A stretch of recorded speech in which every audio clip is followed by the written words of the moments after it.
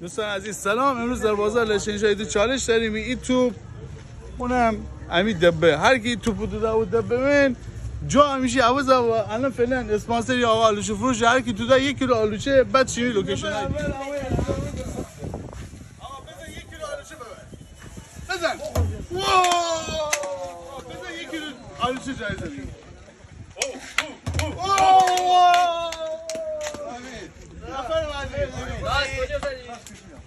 نفر 1 کیلو جایزه آلوچه جایزه بگیر. نفر بعدی آجان یه بیجا ama fazla çıkarıyor. Bora bana. Ne bu? Bes badi. Aga tut savina. یک کیلو آلوچه است. داستان یکی بنه.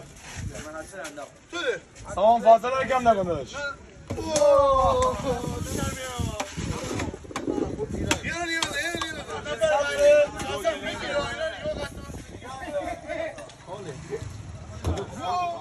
دوستان عزیز حالا هر کی تو های با 1 کیلو سبزی نفانی هر کی من تو دا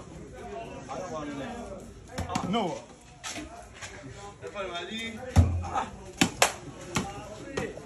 نفر بعدی بازارگاه میشی بودی بس تو ده حاله ردا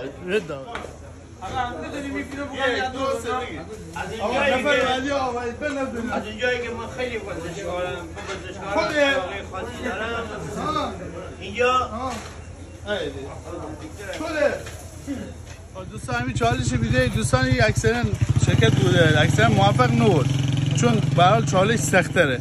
حالا همون برای هفته دیگه اگه این ویدیوی همون درست اولش 10,000 تا لایک بخوری، همون هفته دیگه چی کنیم؟ این چالش دیگه با جایزه خیلی بزرگتر مثلا سعی کنیم که وسایل خانه فلان چون فانی به امید خدا.